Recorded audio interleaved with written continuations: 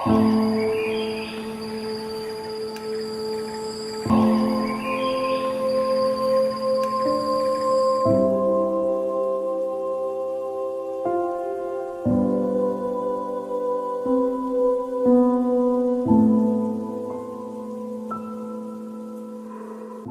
palaka di negeri Hitu, Kecamatan Lehitu, Maluku Tengah menjadi pohon paling dilindungi.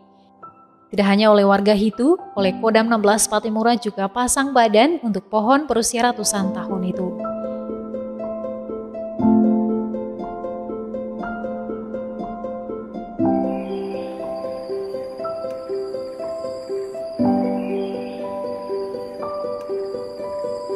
Terdapat sumber mata air yang keluar dari batu karang di bagian kiri dan kanan pohon setinggi kurang lebih 50 meter itu. Airnya dingin dan tidak berkapur. Air disalurkan ke rumah warga menggunakan pipa. Juga terdapat bak penampung yang tidak jauh dari pohon. Hal itu kemudian menjadi alasan pohon dengan ukuran 12 rentan tangan orang dewasa itu dijaga kelestariannya.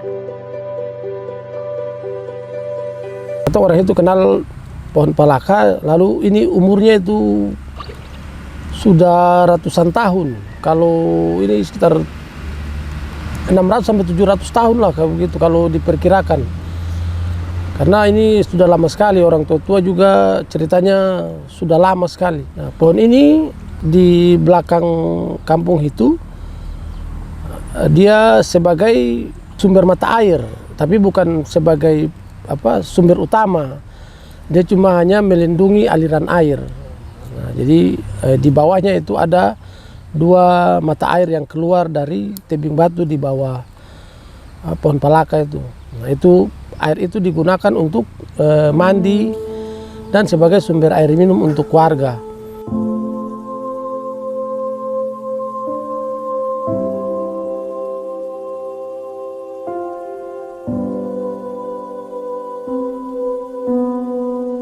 Oleh Mendian Letjen TNI Doni Monardo, pohon palaka seperti jadi simbol penghidupan, menyusul nilai gunanya selama ini. Pohon kokoh itu pun dicatatkan dalam perlindungan Kodam saat dirinya menjadi Pangdam 16 Patimura tahun 2015 lalu.